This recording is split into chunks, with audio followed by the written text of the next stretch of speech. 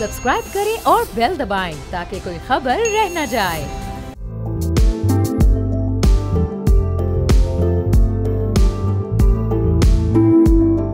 अस्सलाम वालेकुम, मैं हूं बाब जहांगीर। आप देख रहे हैं प्रोग्राम व्यापार। सॉवरन एआई को इस वक्त ग्लोबली सबसे ज्यादा अडॉप्ट किया जा रहा है, जो मुल्कों के लिए अपने इकोनॉमिक डेवलपमेंट की प्रोटेक्शन और सेंसिटिव सिक्योरिटी इंटरेस्ट के लिए जरूरत बनती जा रही है। साल 2024 में 40,000 से ज्यादा $10 बिलियन के जीपीयूज गवर्नमेंट्स की जानिब से खरीदे गए हैं।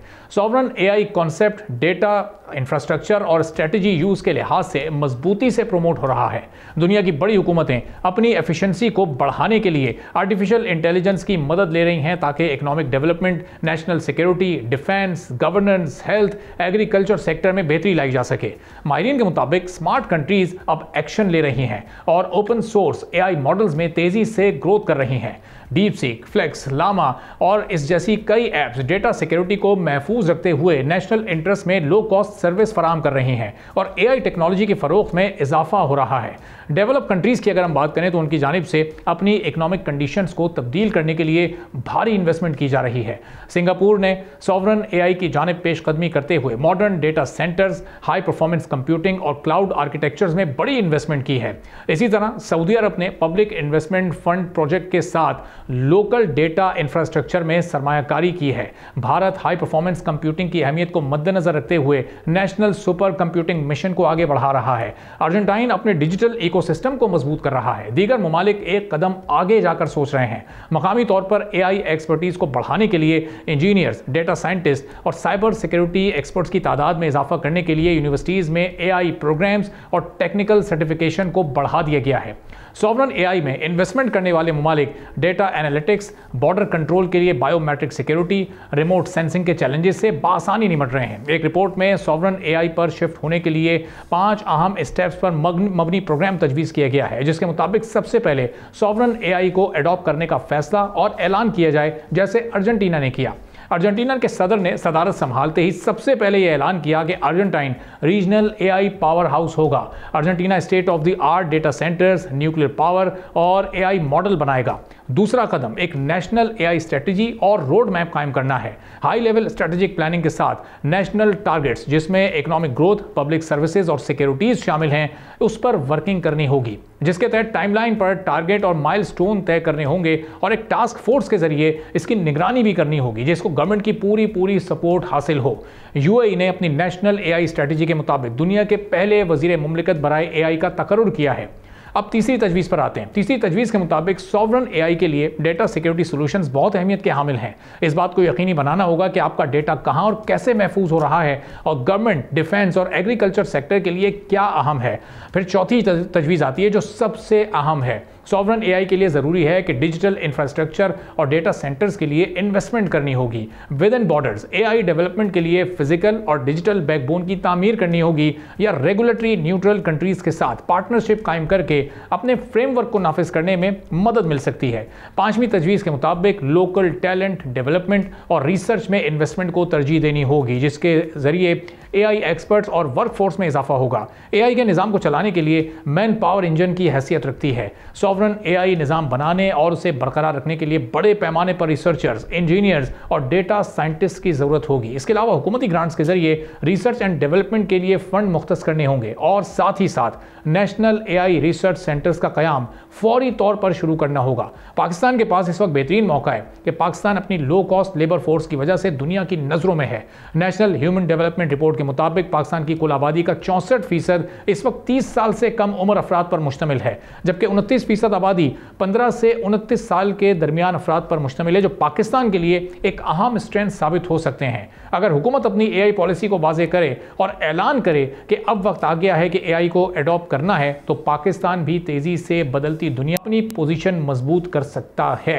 अब पाकिस्तान क्या क्या कर सकता है और ये कैसे होगा और क्या स्ट्रेटेजी बनानी पड़ेगी, इस पर हम गुफ्तगू करेंगे। इस वक्त हमारे साथ मौजूद हैं फैसल सलीम साहब, एआई एक्सपर्ट हैं, आर्टिफिशियल इंटेलिजेंस पर बड़ी ग्रिप रखते हैं। बहुत शुक्रिया फैसल साहब, प्रोग्राम के लिए आपने वक्त निकाला। अभी बताइएगा कि जो 5 स्टेप्स हैं, खासतौर पर सॉवरन एआई इस वक्त किसी भी मुल्क के लिए कितना ज़रूरी है और पाकिस्तान जैसे तरक्की पजीर मुल्क के लिए इसकी क्या अहमियत है इस वक्त? So thank you very much for providing me the opportunity. So देखें, सॉवरन एआई आपने अपनी इंट्रो में बताया भी in simple terms it's like you have your own roads and power plants. जिस तरीके से किसी भी कंट्री के लिए उसका रोड नेटवर्क और पावर प्लांट्स जो है वो इम्पोर्टेंट होते हैं, इसी तरीके से सॉवरन एआई को अचीव करने के लिए आपके पास डेटा सेंटर इंफ्रास्ट्रक्चर और स्पेशली इसमें सबसे इम्पोर्टेंट चीज़ जीपीयू का होना बहुत ज़्यादा अहमियत रख जाता है। पाकिस्तान में अनफॉर्चुनेटली इस एरिया के अंदर बहुत कम इन्वेस्ट भी हुआ है और थिंकिंग प्रोसेस भी बहुत स्लो है, जबकि आपने जैसे बताया भी अपने इंट्रो में कि दुनिया कैसे इसके ऊपर जो है वो they are spending like billions of dollars to buy the GPUs, जो कि बहुत ही आप समझ लें कि एक ऐसी कमोडिटी है जो बहुत मुश्किल से मिलती है। दुनिया में जो टॉप कंपनी है एनवीडिया, वो इस वक्त पूरी दुनिया को कंट्रोल कर रही है as far as the GPUs are concern, and every country is directly talking to Nvidia to achieve these GPUs for their own country. तो मैं समझता हूँ कि नेशनल लेवल पे इस चीज़ को हमें टेकअप करना है कि हमारी गवर्नमेंट या जो भी स्टेक होल्डर्स हैं, और इसमें पब्लिक भी और प्राइवेट दोनों स्टेक होल्डर होने चाहिए मेरे ख्याल में, उनको ये देखना है कि इस इंफ्रास्ट्रक्चर को बिल्ड अप करने के लिए हम कैसे जो है वो ये चीज़ें प्रोक्योर कर सकेंगे। This is the most important thing I believe. It's like making up the roads and power plants. अब फैज़ल साहब, ये जो डेटा सेंटर्स हैं ये हमारे मुख्तलिफ सेक्टर्स को स्ट्रेंथन करने में एआई की मदद से ये कैसे अपना रोल प्ले कर सकते हैं? इन पर कितनी ह्यूज इन्वेस्टमेंट दरकार हो सकती है, और अगर इनको कम इन्वेस्टमेंट में इनको फाल करना हो तो वो कैसे मुमकिन है? देखिए, पहली बात ये है कि सबसे पहले जो एग्जिस्टिंग डेटा सेंटर इंफ्रास्ट्रक्चर हमारे कंट्री में है उसको अपग्रेड करना है। पहले तो हमें ये देखना है कि उसको अपग्रेड करना है with the latest GPU chips which are available in the market. अच्छा, अब उसका पूरा एक सप्लाई चेन आपने बनाना है, उसके लिए फंडिंग लेकर आनी है। अब वो फंडिंग जो है it's it can start in millions of dollars and it can go up to billions of dollars. For example, Saudi Arab is spending, I believe, $40 billion for next 5 years up to 2030 का जो उनका vision है, उसमें they are spending a lot of money on that.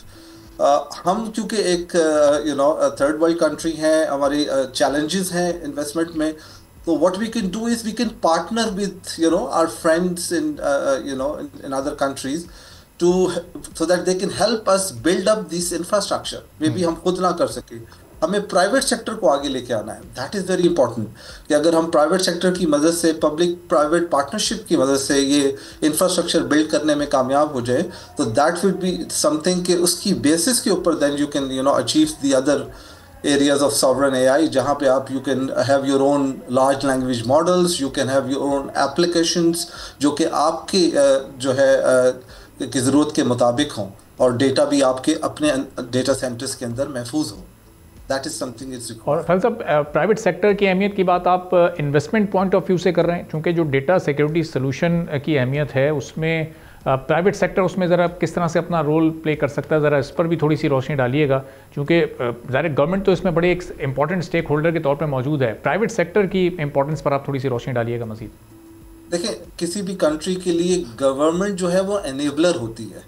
So government ने सिर्फ enable करना है, actual investment और एक्चुअल जो बूट्स ऑन ग्राउंड है वो तो आपके प्राइवेट सेक्टर है, जिसके पास एक्सपर्टीज़ भी है। अब यहाँ पे बहुत सारी कंपनियां जो हैं वो अमेरिका में काम कर रही हैं, मिडल ईस्ट में काम कर रही हैं और दुनिया में काम कर रही हैं, इन लेटेस्ट टेक्नोलॉजीज़ पे काम कर रही हैं। तो why not for our country, मतलब अगर गवर्नमेंट जो है वो एक एनेबलमेंट जो है वो करे तो ये पब्लिक प्राइवेट पार्टनरशिप के थ्रू हम ये अचीव कर सकते हैं। That's not an issue. सही। और अब ये पब्लिक प्राइवेट पार्टनरशिप की कामयाबी कैसे मुमकिन हो सकेगी और ये कितना लॉन्ग टर्म हो सकेगी, चूँकि हम देख रहे हैं कि दुनिया इस वक्त एआई के मैदान में खासी आगे निकल चुकी है, हम थोड़ा सा इस रेस में पीछे रह चुके हैं। तो हम अगर अब इस चीज़ को शुरू करेंगे तो फिर इसके फ़वाइद या इसकी एफिशिएंसी कब तक हम उससे फ़ायदा उठाने के काबिल हो सकेंगे? सो देखें, ये जो एआई की इस वक्त रेस है, जो एआई इनोवेट हो रहा है, लास्ट 2 इयर्स में 2 ऐसे मोमेंट्स आए हैं जिसमें दुनिया चेंज होकर रह गई है। The first moment we call a chat GPT moment, जो कि नवंबर में आया 2022 में, और दूसरा मोमेंट डीप सीक मोमेंट कहलाता है, जिसने एक नई डायरेक्शन दी और जिसने एक हम जैसी कंट्रीज के लिए हौसला दिया कि ओपन सोर्स एआई जो कि बहुत चीप है as compared to the proprietary systems, जो कि बड़ी बड़ी बिग टेक्स जो है specially based out of US, वो बहुत एक्सपेंसिव सिस्टम्स थे, एलएलएम्स थी, उनको बहुत चीप कॉस्ट के अंदर भी अचीव किया जा सकता है, जो कि बहुत इनकरेजिंग चीज़ है। तो दैट डजंट मीन कि हमें जो है इस वक्त कोई बिलियंस ऑफ डॉलर्स चाहिए to create this infrastructure. We can do a smart investment and create small clusters of data centres to develop something like DeepSeek models. I mean, उसको लेकर हम अपने लोकल मॉडल्स बना सकते हैं कम इन्वेस्टमेंट के साथ, जहाँ पे पब्लिक प्राइवेट पार्टनरशिप जो है वो बहुत रोल प्ले कर सकती है। मेरे नज़दीक ये deep seek moment is a moment जो कि मेरा ख्याल है कि हमें इसमें बहुत बड़ी अपॉर्चुनिटी दे दी है और इसको हमें कैश करना चाहिए जितनी जल्दी हो सके। और फैसल साहब, ज़ाहिर है हमारे लोकल टैलेंट के लिए भी एक बड़ा एक चैलेंज के तौर पर है कि वो अब इसको कैसे परफॉर्म करता है इस फील्ड में। तो अब जो हमारा अपना लोकल टैलेंट है ख़ासतौर पर डेवलपमेंट में या रिसर्च में, उस पर इस वक्त इन्वेस्टमेंट की कितनी ज़रूरत है और फिर प्राइवेट सेक्टर उस पर कैसे इन्वेस्ट कर सकता है?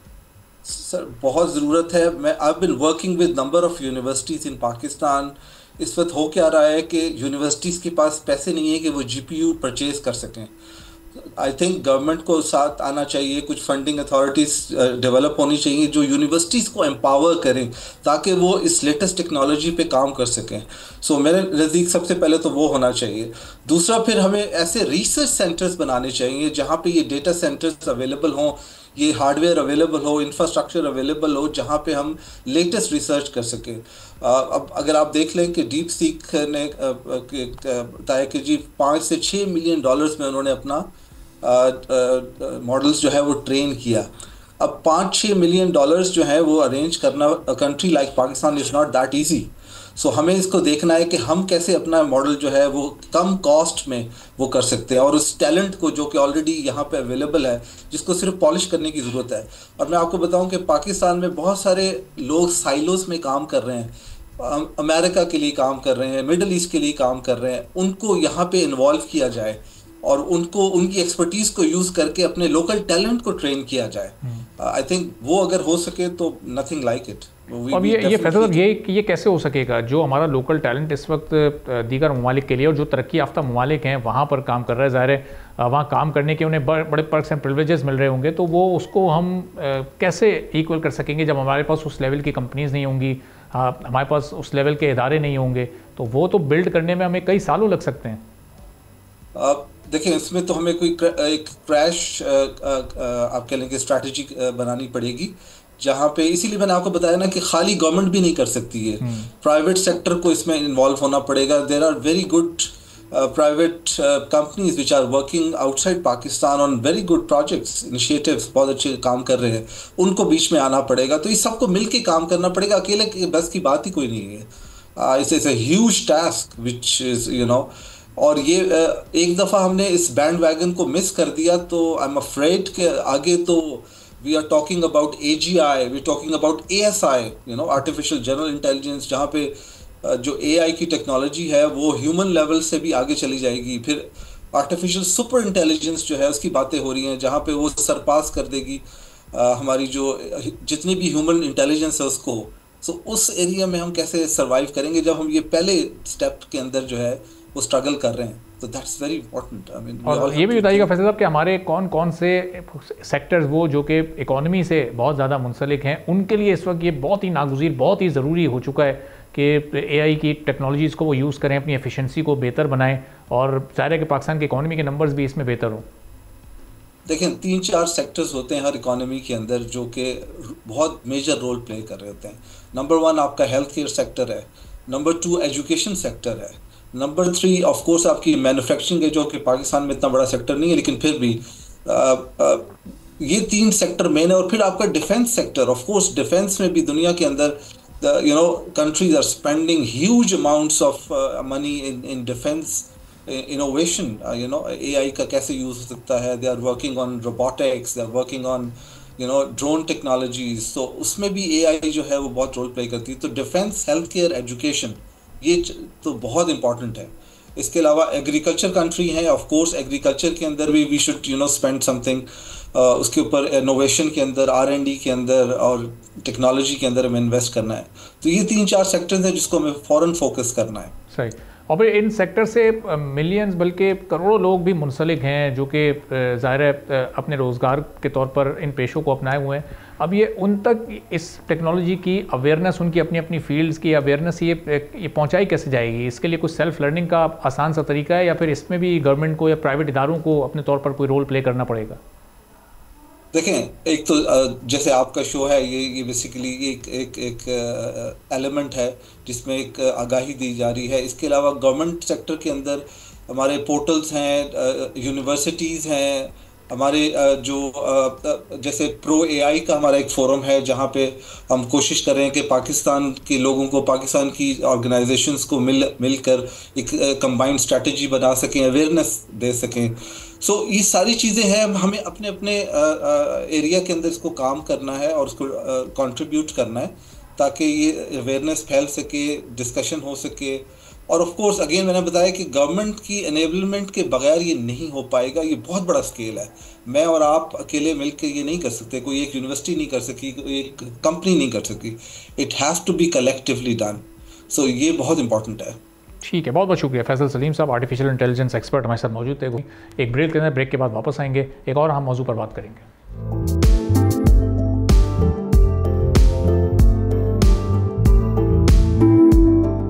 स्टेट बैंक ऑफ पाकिस्तान ने पॉलिसी रेट में कोई तब्दीली ना करने और उसे 12% पर ही बरकरार रखने का गुज़िश्ता रोज ऐलान कर दिया। अगले डेढ़ माह तक इंटरेस्ट रेट 12% की सतह पर ही रहेगा। मॉनेटरी पॉलिसी कमेटी के मुताबिक कोर इन्फ्लेशन में कमी ना होने की वजह से इन्फ्लेशन रेट में इजाफे का खदशा बरकरार है।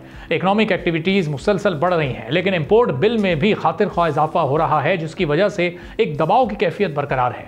27 जनवरी 2025 को स्टेट बैंक ऑफ पाकिस्तान ने 2 माह के लिए शरह सूद मजीद 1% कम करने का ऐलान किया था, जिसके बाद शरह सूद 12% की सतह पर आ गई थी। गुज़िश्ता 8 माह में मजमूई तौर पर शरह सूद में 10% कमी हुई है, जबकि 22% से कम होकर 5 साल में 12% की निचली तरीन सतह पर मौजूद है। फरवरी में इन्फ्लेशन रेट 1.5% की सतह पर रहा है। माशी माहिरीन स्टेट बैंक ऑफ पाकिस्तान से शरह सूद में बड़ी कमी एक्सपेक्ट कर रहे थे। FPCCI की जानिब से भी इंटरेस्ट रेट में 5% कमी का मुतालबा किया गया था। माहिरीन के मुताबिक स्टेट बैंक के पास कम से कम 10.5% की गुंजाइश मौजूद थी। स्टेट बैंक को उसूली तौर पर 3 से 4% शरह सूद में कमी करनी चाहिए थी। जब तक शरह सूद सिंगल डिजिट यानी 8 या 9% पर नहीं आ जाती, उस वक्त तक बिजनेस कम्युनिटी की ग्रोथ के लिए कुछ खास मौके नहीं है। अगर शरह सूद 8% तक आ जाती है तो उसके साथ बिजली की कीमतों में कमी कर दी जाती है, तो बिजनेस एक्टिविटीज और लॉन्ग टर्म के लिए मुल्क में इन्वेस्टमेंट बढ़ेगी। शरह सूद में मजीद कमी से कंज्यूमर फाइनेंसिंग पर बहुत पॉजिटिव नताइज मुरतब होंगे। रियल स्टेट के सेक्टर के बिजनेस में मजीद ग्रोथ आएगी, क्योंकि लोग कम इंटरेस्ट पर बैंक से कर्ज लेकर रियल स्टेट सेक्टर में इन्वेस्ट करेंगे। गुज़िश्ता 8 माह के दौरान इंटरेस्ट रेट में 11% तक की बड़ी कमी की वजह से पाकिस्तान को कर्ज पर इंटरेस्ट की अदायगी में 1,500 अरब रुपए की बचत का तखमीना लगाया गया है। अगर इंटरेस्ट रेट में मजीद कमी होती तो पाकिस्तान को कर्ज पर सूद की अदायगी में मजीद बचत हो सकेगी। IMF का डेलीगेशन मुल्क की इकोनॉमिक परफॉर्मेंस और दिए गए टारगेट्स पर कामयाबी या नाकामी जांचने के लिए पाकिस्तान में मौजूद है। स्टेट बैंक ऑफ पाकिस्तान ने पेशगोई की थी कि इस साल GDP का ग्रोथ रेट 2.5% से 3.5% के दरमियान रहेगा, जबकि करंट फिस्कल ईयर के फर्स्ट क्वार्टर में GDP ग्रोथ रेट 0.9% रही है। जो पिछले कुछ रिव्यूज हुए हैं उनमें लगातार कमी होती रही, लेकिन गुज़िश्ता रोज ये कमी क्यों मुमकिन ना हो सकी, इसकी क्या वजूहत हैं और अब बिजनेस कम्युनिटी इस पर खास तौर पर किस तरह से रिएक्शन दे रही है, इस पर गुफ्तगू करेंगे। अहमद चनाय साहब, डायरेक्टर हैं पाकिस्तान स्टॉक एक्सचेंज के, हमारे माशियात हैं, हमारे साथ मौजूद हैं। अहमद साहब, बहुत शुक्रिया प्रोग्राम के लिए, आपने वक्त निकाला। अब एक्सपेक्टेशन ये थी कि 4-5% ना सही 1-1.5% की कमी जरूर होगी। पिछले 2-3 रिव्यू से इसी तरह से एक तवातुर से कमी सामने आ रही थी। अब ये बिल्कुल भी कोई कमी ना करना और 12% पर ही शरह सूद को बरकरार रखना, ये फैसला कैसा है आपके नज़दीक? बिस्मिल्लाहिर्रहमानिर्रहीम, आपका बहुत बहुत शुक्रिया। देखें, आज मॉनेटरी पॉलिसी का अनाउंसमेंट जो है वो आवाम की तवक्कात या बिजनेस कम्युनिटी की तवक्कात से तो बरक्स है, लेकिन ये इस बात की गमाजी करता है कि जो इन्फ्लेशनरी मेजर्स हैं उसको काबू करने के लिए, उसको कंट्रोल करने के लिए आज मॉनेटरी पॉलिसी का जो पुराना रेट था उसको बरकरार रखा गया। और इसमें एक कॉशियस अप्रोच है। ये कॉशियस अप्रोच इसलिए भी है कि अगर आप पीछे देखें तो इंपोर्ट्स जो है वो हमारी बढ़ रही थी। कुछ लग्जरी आइटम्स थी जिसमें गाड़ियां वगैरह शामिल हैं, उसमें भी काफ़ी बड़ी तादाद में इंपोर्ट हुई है। और अब ये खदशा जाहिर किया जा रहा था कि इंटरेस्ट रेट और नीचे आता है तो फिर लोगों की जो है वो जो बाइंग पावर है वो बढ़ जाएगी, लोग बड़ी तादाद में इंपोर्टेड गुड्स की तरफ चले जाएंगे और फिर इसमें दोबारा से जो है वो हम इन्फ्लेशन को की हाइक देख सकते थे। तो मैं समझता हूँ कि ये सारी चीज़ें जो हैं वो यही समझ के की गई हैं कि आगे जाकर इन्फ्लेशन ना बढ़े और उसको एक स्टेबल करके थोड़ा थोड़ा करके आगे जाके नीचे लाया जाए। मैं समझता हूँ कि आने वाले दिनों में जब हमारे एक्सपोर्ट्स शायद बेहतरी की तरफ चले जाएं, हमारी इंपोर्ट्स मैनेज हो जाएं, हमारी जो रेमिटेंसेस हैं वो ज़्यादा बढ़ जाएं, तो फिर जो है वो मॉनेटरी पॉलिसी जो है वो नीचे की तरफ आ सकती है। तो अहमद साहब ये बताइएगा कि अब ये अनएक्सपेक्टेड फैसला है आपके नज़दीक या एक्सपेक्टेशन यही थी और एक कॉशियस अप्रोच के साथ ही आगे बढ़ा जाना था, लेकिन ये जो ज़ाहिर है एक कमी अगर 1 या 1.5% की या चलें आधे फीसद की एक अलामती कमी भी कर दी जाती तो बिज़नेस कम्युनिटी को भी कुछ इत्मीनान हो जाता, उनकी डिमांड भी किसी न किसी हद तक एक इनडायरेक्ट वे में पूरी हो जाती। लेकिन यहाँ पर तो बहुत ही ज़्यादा एहतियात का दामन हाथ में रखा गया है। अब इसकी क्या वजूहत और इसके क्या इम्पैक्ट्स फिर आगे क्रिएट होता आप देख रहे हैं? ये एक्सपेक्टेड फैसला था आपके नज़दीक या एक बिल्कुल अनएक्सपेक्टेड फैसला हुआ है कि उम्मीद ही नहीं की जा रही थी, क्योंकि बहुत सारे लोग ये कह रहे थे कि ये थोड़ी बहुत कमी होगी यकीनी तौर पे? देखिए, मैं तो ये समझता हूँ कि शायद ये इन्फ्लेशन जो मॉनेटरी पॉलिसी है उसमें रेट नीचे जाने के बजाय ऊपर चला जाता, आधा 1% बढ़ा देते। तो मैं समझता हूँ ये कॉशियस अप्रोच इसीलिए है कि एक तो पॉपुलर पब्लिक डिमांड भी और दूसरा जो कोर इन्फ्लेशन है उसको भी मद्देनजर रखते हुए इसको बरकरार रखना जो है वो ज़्यादा सूदमंद था, बजाय इसके कि वो बढ़ा देते और एक पैनिक फैल जाता। तो मैं समझता हूँ कि इस वक्त ये कॉशियस अप्रोच, स्टेबिलिटी की जानिब कदम, ये सारी चीज़ें इसमें रिएक्शन है। वो कि बिजनेस कम्युनिटी का नुमाइंदा होते हुए मेरी तो डिमांड रही रहती कि हम सिंगल डिजिट में चले जाते, लेकिन इस वक्त जो हमारी इकोनॉमिक कंडीशंस थी उसको देखते हुए मैं समझता हूँ कि ये एक कॉशियस अप्रोच के साथ फैसला किया गया है और आगे आने वाले दिनों में जो अगली पॉलिसीज आएंगी उसमें जो है वो हम फिर कमी देख सकते हैं अगर ये स्टेबिलिटी बरकरार रही इंशाल्लाह। तो अहमद साहब, इसका मतलब इन्फ्लेशन रेट या महंगाई बढ़ने की शरह अभी भी एक चैलेंजिंग फैक्टर के तौर पर हुकूमत के सामने है, हुकूमत के बैक ऑफ माइंड अभी भी कहीं ना कहीं ये है कि ये आउट ऑफ कंट्रोल भी हो सकती है। तो क्या इसको आर्टिफिशियली कंट्रोल किया गया है या वाकई अब ये कंट्रोल हो चुकी है? ये आगे चलकर हुकूमत के लिए कहीं कोई नई मुश्किल तो नहीं खड़ी कर सकती? सूरत हाल इसी तरह से ग्रेजुअली बेहतर होती रहेगी? जी बिल्कुल, देखें एग्जैक्टली पॉलिसी यही है और मैं समझता हूँ कि ये प्रूडेंट पॉलिसी है और ये जो बेतहाशा इंपोर्ट्स की तरफ हम जा रहे थे, हम यूजेंस एलसी की तरफ जा रहे थे और उसमें मैं समझता हूँ कि यहाँ पर फिर कोर इन्फ्लेशन भी जो है वो बढ़ जाता, हमें जो है वो इंटरेस्ट रेट को भी बढ़ाना पड़ता और उस इन्फ्लेशन को मैनेज करने। तो ये सूरत हाल जो है उसको आप समझ लें कि वेट एंड सी वाली बात है कि इसको वॉच भी किया गया है और आगे जाके एक स्टेबिलिटी की शक्ल में जो है वो उसको नीचे भी लाया जा सकता है। ठीक है, तो अहमद साहब, अब ये जो हुकूमत का फैसला है, ज़ाहिर है आप बहुत हद तक इसको कह रहे हैं कि ठीक है, मुनासिब है, ये वक्त का तकाजा भी था, लेकिन जो आप चूँकि बिज़नेस कम्युनिटी के रिप्रेजेंटेटिव हैं, जो बिज़नेस कम्युनिटी है उनकी डिमांड तो 4-5% तक थी, वो तो इसको कुछ 7-8% पर आता हुआ देख रहे थे। अब उनके लिए उनका रिएक्शन बड़ा जायज़ है क्योंकि उनके लिए हालात मुश्किल से मुश्किल तर होते जा रहे हैं। उनको अब आप ये सारी लॉजिक्स और ये सारी मंतक की सूरत में इसको कैसे समझाएंगे, डिफ़ाइन करेंगे, और वो लोग समझने के लिए इस वक्त तैयार हैं या नहीं? देखिए, इसमें ऑलरेडी हमने अपने स्टेटमेंट्स इशू कर दिए हैं जहां टेक्निकली क्या चीज़ पॉसिबल थी, क्या चीज़ पॉसिबल नहीं है। हमारी विशफुल थिंकिंग तो हो सकती है कि जी हम जो है वो साल भर में 22 से जो है वो अंडर सिंगल डिजिट आ जाएं, लेकिन साल भर में अगर हम डबल डिजिट फिगर नीचे आया है, यानी 22 से हम 12 पर आए हैं, तो 10% अगर नीचे आया है पिछले 6-7-8 महीनों में, तो मैं समझता हूँ कि बड़ा लीप फॉरवर्ड काम हुआ है और ये इकोनॉमिक प्रॉस्पेरिटी की, इकोनॉमिक प्रोग्रेस की एक मैं समझता हूँ आई ओपनर है हम सबके लिए। कोर इन्फ्लेशन को रोकने के लिए ये इस वक्त इंतहाई ज़रूरी था, जो इकोनॉमिक नंबर्स हैं उनको देखते हुए, कि इस जो इंटरेस्ट रेट है उसको फिलहाल बरकरार रखा जाए।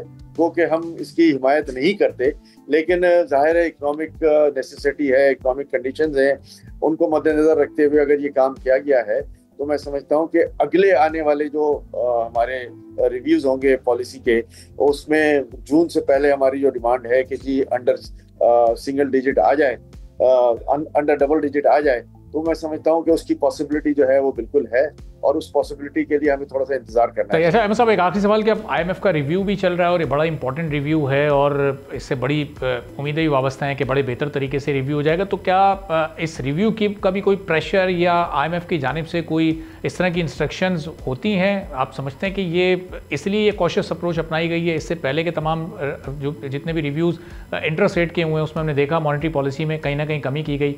इस बार क्या IMF का कोई प्रेशर था जो इसको फिर बरकरार रखा गया?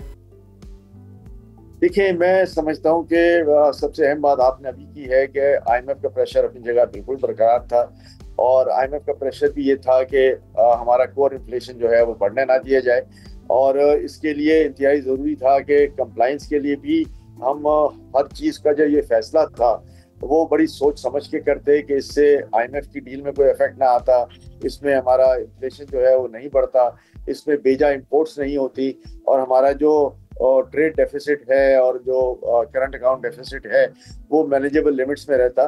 ट्रेड डेफिसिट आज भी ज़्यादा है, लेकिन हम ये समझते हैं कि जो करंट अकाउंट डेफिसिट है उसमें हम काफ़ी हद तक काबू पा रहे हैं। तो बाय एंड लार्ज जो है वो डिसीजन जो है वो मुख्तलिफ चीज़ों से इन्फ्लुएंस हुआ है, जिसमें हमारा कोर इन्फ्लेशन भी है, जिसमें स्टेबिलिटी भी बरकरार रखने वाली बात है और जिसमें IMF का प्रेशर भी है। तो ये तीनों फैक्टर्स जो है उनको देखते हुए ये काम किया गया है और मैं समझता हूँ कि फिलहाल स्टेबिलिटी के लिए ये डिसीजन इतना बुरा नहीं है, लेकिन आगे आने वाले रिव्यू में जो है वो इसमें हम कभी ज़रूर एक्सपेक्ट करते हैं। ठीक है, बहुत बहुत शुक्रिया अहमद शनाया साहब हमारे साथ मौजूद थे। गुफ्तगू आपने सुनी। एक छोटा सा ब्रेक लेते हैं, ब्रेक के बाद वापस आएंगे, एक और अहम मौजू पर बात करेंगे।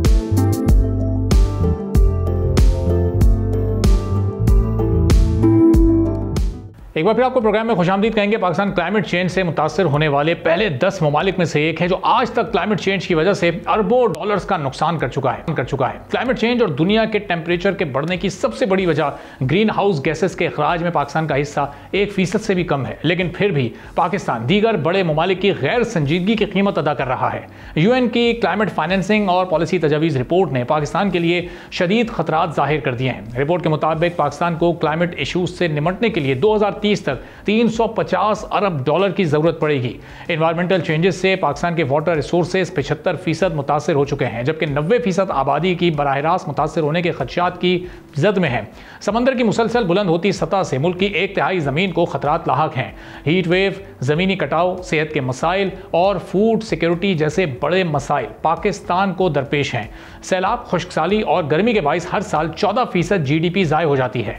रिपोर्ट में 2050 तक ये नुकसानात 20% तक पहुंचने का खदशा जाहिर किया गया है। क्लाइमेट फाइनेंसिंग की कमी मुल्क के economic and long term stability के लिए भी संगीन खतरा बनती जा रही है। पाकिस्तान को क्लाइमेट फाइनेंसिंग की कमी का सामना है। अगर फौरी तौर पर पाकिस्तान के लिए क्लाइमेट फाइनेंसिंग पर काम नहीं किया गया तो पाकिस्तान की इकोनॉमिक ग्रोथ जो पाकिस्तान ने बहुत मुश्किल के साथ हासिल की है, यह भी शदीद क्लाइमेट चेंज की वजह से खत्म हो सकती है या शदीद खतरे में आ सकती है। पाकिस्तान इस वक्त क्लाइमेट रिस्क के लिहाज से ग्लोबली 5वें नंबर पर मौजूद है। पाकिस्तान की सालाना क्लाइमेट फंडिंग इस वक्त 1.4 से 2 बिलियन डॉलर्स के दरमियान है, जबकि पाकिस्तान को 350 अरब डॉलर्स की जरूरत है। 348 अरब डॉलर्स का यह बड़ा फर्क अगर कम ना किया गया तो पाकिस्तान के तरक्की के वसाइल बहुत ही कम हो जाएंगे। रिपोर्ट के मुताबिक इस गैप को खत्म करने में international cooperation, modern financial mechanism और स्ट्रॉन्ग नेशनल पॉलिसीज अहम रोल प्ले कर सकती हैं। रिपोर्ट में क्लाइमेट चेंज के संगीन मसाइल पर काबू पाने के लिए 6 तजावीज़ भी पेश की गई हैं, जिनमें mid term strategic climate financing plan की तैयारी, local finance markets, stakeholders और रिसोर्सेज की डेवलपमेंट, ग्रीन इकोनॉमी की तश्कील के लिए फिस्कल पॉलिसी इकदामात, international funding, disaster financing ecosystem और पब्लिक प्लानिंग के फ्रेमवर्क को मजबूत करना शामिल है। रिपोर्ट के मुताबिक अगर पाकिस्तान इन तजावीज़ पर अमल दरामद करता है तो पाकिस्तान 2030 तक क्लाइमेट चेंज के असरात को कम कर सकेगा, लेकिन शायद ये इतना आसान ना हो और इसके लिए जो बड़ी फंडिंग दरकार है, अब वो अगर नहीं मिलती तो फिर पाकिस्तान के पास ऑल्टरनेट सॉल्यूशंस क्या हो सकते हैं, इस पर हम गुफ्तगू करेंगे। काशिफ मजीद साहब से, क्लाइमेट चेंज एक्सपर्ट है, हमारे साथ मौजूद हैं। काशिफ साहब, पाकिस्तान को जो क्लाइमेट चेंज के जो फंड्स हैं उसकी भी कमी का सामना है, चैलेंजेस बहुत ज़्यादा हैं, अपनी भी इकॉनमी इतनी स्टेबल नहीं है कि उसमें से फंड्स को इस्तेमाल किया जा सके। तो अब वे आउट इस पूरी सूरत हाल का आप क्या देख रहे हैं? टॉप 10 ममालिक में पाकिस्तान शामिल है जो कि इस वक्त क्लाइमेट चेंज से शदीद तरीन मुतासर है। जी बहुत शुक्रिया। आई थिंक आपने बहुत अच्छे तरीके से पूरे सिनेरियो को डिस्कस किया है। मेरे ख्याल में ये गैप काफ़ी बड़ा है, तकरीबन 50 बिलियन US डॉलर्स आपको चाहिए, आपको क्लाइमेट फिनांस के लिए, क्लाइमेट मिटिगेशन के लिए। ये कैसे पूरा होगा, ये काफ़ी ग्लोबली स्ट्रेस में है आपका फाइनेंशियल सिस्टम। तो मेरा ये ख्याल है कि सबसे पहले तो एक क्लियर इम्प्लीमेंटेशन स्ट्रेटजी करना पड़ेगा, जिसमें आप अपने सेक्टर वाइज, जो एग्रीकल्चर सेक्टर है, इंडस्ट्रियल सेक्टर है, उसमें क्या क्लाइमेट फाइनेंस नीड्स हैं, उसको सबसे पहले चॉक डाउन करना पड़ेगा, आइडेंटिफाई करना पड़ेगा स्ट्रेटजीज कि हम अपनी इंडस्ट्री को कैसे डिकार्बोनाइज करें और मिटिगेशन में कंट्रीब्यूट करें और उसको रेजिलिएंट बनाएं। इसी तरह जो सबसे बड़ा सेक्टर है आपका एग्रीकल्चर का, जिसमें एक तरफ से ह्यूमन साइड है जहाँ पे पॉवर्टी है और इनइक्वालिटी बहुत ज़्यादा है, लेकिन जो climate adaptation in terms of के क्रॉप प्रोडक्शन है, उसको कैसे हम क्लाइमेट रेजिलिएंट बनाएं, उसके अंदर इंफ्रास्ट्रक्चर की इन्वेस्टमेंट की ज़रूरत है। आपको ज़्यादा अब इनोवेटिव मॉडल्स की तरफ जाना पड़ेगा, जहाँ पे आप डिजिटल टेक्नोलॉजीज़ को इस्तेमाल करेंगे, और ये सारी चीज़ें जो हैं फिनांस रिक्वायर्ड हैं इसके। और आपको पता है कि तकरीबन 200 बिलियन जो हमारी नेशनली डिटरमाइंड कंट्रीब्यूशन है, उसमें जो हमने अपने टारगेट सेट किए हैं, तक 200 बिलियन चाहिए उसको। तो ये सब पैसे कहाँ से आएंगे? और आपने बताया भी राइटली कि तकरीबन 14-15% जो जीडीपी का है, तकरीबन वो 40 बिलियन वो भी बनते हैं यूएस डॉलर्स। तो वो ये जो आपका सिंक हो रहा है क्लाइमेट वल्नरेबिलिटीज़ की वजह से, इम्पैक्ट्स की वजह से, तो ये सारे फिनांसेस जो हैं वो आपको अपने क्लियर रोड मैप, जो आपको फेडरल लेवल से और फिर प्रोविंशियल लेवल पे आपको रोड मैप बनाने पड़ेंगे। दूसरी जो सबसे इम्पोर्टेंट चीज़ है, जी कंटिन्यू कीजिएगा। जी, दूसरी सबसे इम्पोर्टेंट चीज़ है कि ग्लोबली ऑफ कोर्स हमें अपनी कोशिशें करनी चाहिए क्लाइमेट फाइनेंस के सिस्टम में, लेकिन प्राइवेट सेक्टर को, डोमेस्टिक जो हमारा प्राइवेट सेक्टर है, उसको भी ऑन बोर्ड करके तो हम इस गैप को मज़ीद कम कर सकते हैं। मिसाल के तौर पे जो प्राइवेट सेक्टर में हमारी बहुत सारी फिनेंशियल टेक्नोलॉजी फर्म्स हैं, एग्री टेक्नोलॉजी फर्म्स हैं, वो हमारे एग्रीकल्चर को इनोवेट कर सकती हैं। हमें उसमें मजीद इन्वेस्टमेंट की करने की ज़रूरत है। तो ये पब्लिक प्राइवेट पार्टनरशिप करने की सबसे इम्पोर्टेंट ज़रूरत है, ताकि हम अपने डोमेस्टिक रिसोर्सेज को भी ऑन बोर्ड करें और क्लाइमेट फाइनेंस को इस गैप को रिड्यूस करें। सबसे और इम्पोर्टेंट चीज़ है कि अपने मॉनिटरिंग एंड अकाउंटेबिलिटी मैकेनिज्म को भी बेहतर करने की ज़रूरत है। हमारे इंस्टीट्यूशनल फ्रेमवर्क्स काफ़ी पॉलिसी साइड पे तो काफ़ी स्ट्रॉन्ग हैं कि हमने नेशनल क्लाइमेट चेंज पॉलिसी बना ली, नेशनल एडेप्टेशन प्लान भी बना लिया, और अभी हमारे पास नेशनल क्लाइमेट फाइनेंस स्ट्रेटेजी भी है। लेकिन इसको इम्प्लीमेंट कैसे किया जाएगा, इसका रोड मैप क्या होगा, इसकी टेंजिबल प्रोजेक्ट्स कैसे होंगे कि हम इस अपने टारगेट्स को अचीव कर सकें। तो काशिफ, जो फाइनेंशियल गैप की जो आप बात कर रहे हैं, ये प्राइवेट सेक्टर की पार्टिसिपेशन से ये किस हद तक फिलअप हो सकता है? और ज़ाहिर प्राइवेट सेक्टर वहाँ इंटरेस्ट शो करता है जहाँ कुछ प्रॉफिटेबल वेंचर्स हों, जहाँ इन्वेस्टमेंट का अच्छा रिटर्न मिल सके। तो यहाँ पर इस क्लाइमेट सेक्टर में कितना इस वक्त स्कोप है कि प्राइवेट सेक्टर आए, वो इन्वेस्ट भी करे, ये फाइनेंशियल गैप को भी कवर करे और अपना भी प्रॉफिट बना सकता हो? जी बिल्कुल, मेरे ख्याल में प्राइवेट सेक्टर का खुद भी स्ट्रेस में है, क्योंकि उसको भी अब क्लाइमेट रेजिलियंस, खासतौर पे कार्बन रेजिलियंस होने की ज़रूरत है। मतलब वो अपनी अगर प्रोडक्ट्स के अंदर कार्बन फुटप्रिंट्स को रिड्यूस करना चाहेगा, तो वो उसमें और उसकी एक्सपोर्ट या उसकी इंपोर्ट जो है उसके साथ लिंक्ड होंगी, जो कि अभी फ्यूचर में होने वाला है। तो प्राइवेट सेक्टर का खुद का इंटरेस्ट है कि वो इस तरह के जॉइंट वेंचर्स में आए। लेकिन ऑफ कोर्स जो आपने बात की है कि वो डी रिस्क करे अपनी इन्वेस्टमेंट को, और कैसे वो स्ट्रेटजीज जो है, तो गवर्नमेंट को और प्राइवेट सेक्टर को मिल बैठ के ये बैठना पड़ेगा और इस तरह की स्ट्रेटजीज बनानी पड़ेंगी। खासतौर पे पॉलिसी इंसेंटिव्स उनको देने पड़ेंगे, ताकि वो खुद भी इन्वेस्टमेंट करें अपनी जैसे इंडस्ट्रियल डिकार्बोनाइजेशन की तरफ आएँ, और फिर गवर्नमेंट की तरफ से उनको फाइनेंशियल और इंस्टीट्यूशनल सपोर्ट हो, तो फिर ये गैप जो है वो रिड्यूस होगा। और इनको इंसेंटिव्स भी देने पड़ेंगे इन टर्म्स ऑफ के वो कैसे अपने बिजनेस को जो ट्रेडिशनल फ्यूल के साथ है, कैसे वो एनवायरमेंटली फ्रेंडली फ्यूल के साथ अलाइन करें। तो इस तरह के बहुत सारे इंसेंटिव्स और पैकेजेस जो हैं वो डेवलप भी करने पड़ेंगे और उनको देने भी पड़ेंगे। तो काशिफ, हर 1-2 साल बाद हम देखते हैं कि क्लाइमेट की कोई एक ऐसी वेव आती है जिससे फिर पाकिस्तान में अरबों डॉलर्स का नुकसान हो जाता है, कभी सैलाब आ जाता है, कभी कोई ऐसा जलजला आ जाता है जिससे फिर हमारी फसलें तबाह हो जाती हैं, जानी और माली नुकसान उससे अलहदा होता है। तो ये उस दौरान में तो हम बहुत ज़्यादा संजीदगी और काम हुकूमती सतह पर भी होते देखते हैं, लेकिन उसके बाद जब पॉलिसीज़ बनाना, उनको इम्प्लीमेंट करना, उस पर प्रॉपर काम करना और अगली बार उस आफत से पहले उसकी तैयारी करना, उसमें कोई संजीदगी वाला अनुसार इस वक्त आपको महसूस हो रहा है? नहीं 2030 तक के जो टारगेट्स हैं इस सिलसिले में, हम उसके करीब पहुँचते हुए कहीं दिखाई दे रहे हैं आपको? देखिए, मैं थोड़ा सा पॉजिटिव साइड पे आपको अगर ले दूं तो बहुत सारी पॉलिसी हुई हैं गवर्नमेंट में। ये सेंसिटाइजेशन है, मुख्तलिफ डिपार्टमेंट, सिर्फ क्लाइमेट चेंज मिनिस्ट्री में नहीं है और मिनिस्ट्री ऑफ फिनांस में है, और उन्होंने बहुत सारे प्रोटोकॉल्स डेवलप किए हैं उसकी अंडरस्टैंडिंग्स को, और ये जो ग्लोबल फाइनेंस का जो इंफ्रास्ट्रक्चर है उसको समझने की कोशिश की है। एक पॉजिटिव अंडरस्टैंडिंग तो है, लेकिन कैपेसिटीज के गैप इतने सीवियर हैं कि वो उसको ब्रिज करना एक चैलेंज है। तो जैसे हम अभी अपने मुख्तलिफ और प्रायोरिटीज में इन्वॉल्व हैं कि हम अपनी इकॉनमी को अपलिफ्ट करने की कोशिश करें, तो इसी तरह ये जो DR है, डिजास्टर रिस्क रिडक्शन है, इसको भी वॉर फुटिंग पे करने की जरूरत है, क्योंकि ये डायरेक्टली इम्पैक्ट कर रहा है आपकी इकॉनमी, आपके एग्रीकल्चर पे, आपकी एग्रो बेस्ड इंडस्ट्री जो टेक्सटाइल है, आपकी फूड इंडस्ट्री है, सबके साथ ये एक लिंक्ड हैं। तो हमें इसको प्रायोरिटी लिस्ट में तैयार करना पड़ेगा। और आपको बताऊं कि नॉलेज काफ़ी ज़्यादा है भी कि आप इनिशियली इस तरह की प्लानिंग कर सकें, और कुछ प्लानिंग की भी है, लेकिन मसला ये है कि वो टेंजिबल प्रोजेक्ट्स बना के अवाम तक जाएं और इंस्टीट्यूशंस को इतने कैपेबल हों कि उनको डिलीवर कर सकें अवाम के लिए। ये एक स्टिल अभी बड़ा चैलेंजिंग फेज़ है जो कि पाकिस्तान को इस फेज़ में आना पड़ेगा। पहले फेज़ में तो वो आ चुके हैं कि एक सेंसिटाइजेशन हो चुकी हुई है, लेकिन उस सेंसिटाइजेशन को एक्चुअल टेंजिबल प्रोजेक्ट्स में लेके आना और अवाम की बेनिफिट के लिए लेके आना, सेक्टर के लिए जैसे एग्रीकल्चर सेक्टर, टेक्सटाइल सेक्टर या इंडस्ट्रियल सेक्टर्स के लिए लेके आना, ये स्टिल अभी बड़ा चैलेंज है।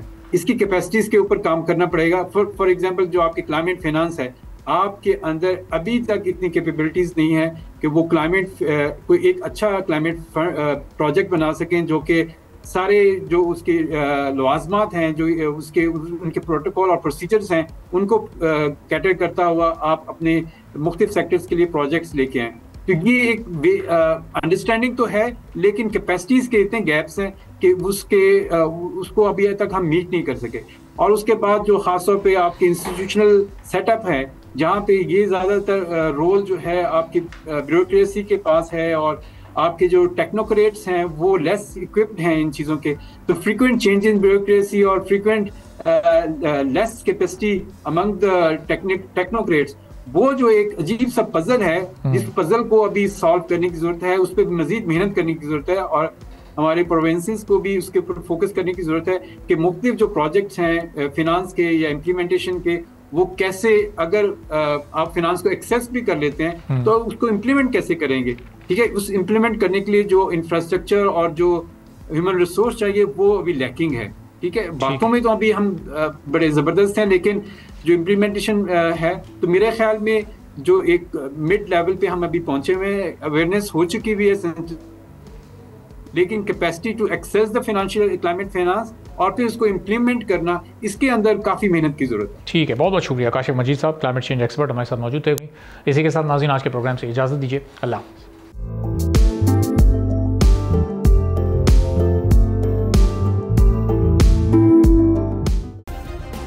सब्सक्राइब करें और बेल दबाएं ताकि कोई खबर रह न जाए।